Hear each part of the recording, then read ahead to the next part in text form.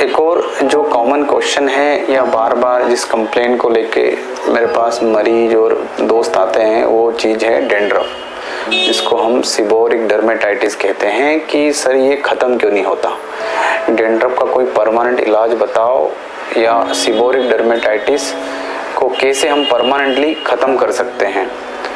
तो इसका जवाब है कि डेंड्रफ या सीबोरिक डर्मेटाइटिस ये होता है एक मलेरिया नाम की ईस्ट के कारण, जो कि हमारे स्कैल्प का एक कॉमन सेलन है, हमारी चमड़ी में हमेशा की तरह रहता है, नेचुरली रहता है। जो नेचुरली हमारी स्कैल्प में प्रेजेंट है, जो ईस्ट, उसे हम दवाइयों से कभी ख़त्म नहीं कर सकते, वो हमारी बॉडी का एक हिस्सा है। तो उसकी जब संख्या बढ़ जाती है, जो उसकी जो स्ट्रेंथ है बढ़ जाती है, तब हमें डेंड्रफ का एहसास होता है, हमारी चमड़ी से, स्कैल्प से फ्लेक्स निकलने लगते हैं, हमें खुजली होने लगती है, हमें फुंसियाँ हो जाती है, हमारे बाल कभी कभी झड़ने लगते हैं, इतना ज़्यादा डेंड्रफ हो जाता है। तो हम सीबोरिक डर्मेटाइटिस को केवल और केवल कंट्रोल कर सकते हैं दवाई से या लोशन से या शैम्पू से। तो अगर डेंड्रफ हमारा या सीबोरिक डर्मेटाइटिस कंट्रोल है तो that is kind of cure, यानी वो अच्छी स्थिति में है। हर इंसान के सिर में कुछ ना कुछ परसेंटेज ऑफ डेंड्रफ या थोड़ा बहुत सीबोरिक डर्मेटाइटिस रहता ही है।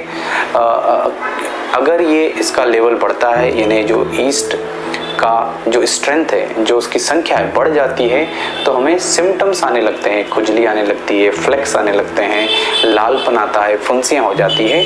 तो हम दवाइयों से, लोशन से उसे कंट्रोल कर सकते हैं। अगर आपको बार बार ये चीज़ होती है तो कंसल्ट करके आप कुछ ऐसी लोशन से शैम्पू लिखवा सकते हैं जिनका हम लंबे समय तक इस्तेमाल करें, तो जो ईस्ट है उसकी स्ट्रेंथ को हम कम कर सकते हैं, उसकी ग्रोथ को हमेशा के लिए कम कर सकते हैं। और ये ईस्ट बढ़ता कब है, तो जिन लोगों की चमड़ी ऑयली है, इनको ऑयल बहुत आता है, उनको फंगस की गुंजाइश बढ़ जाती है, क्योंकि ये जो ईस्ट है ये ऑयल पर जिंदा रहता है। जिसके जितना ऑयली स्किन होगा उसको डेंड्रफ का चांस उतना ज़्यादा होगा।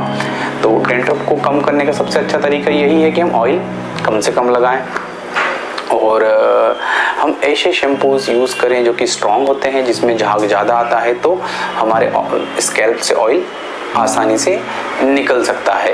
और हमें साथ में कभी न कभी एंटी डेंड्रफ लोशंस का भी इस्तेमाल करना चाहिए, इसकी सीबोरिक डर्मेटाइटिस को कंट्रोल करने के लिए, हमें ईस्ट की जो ग्रोथ है उससे कंट्रोल करने के लिए।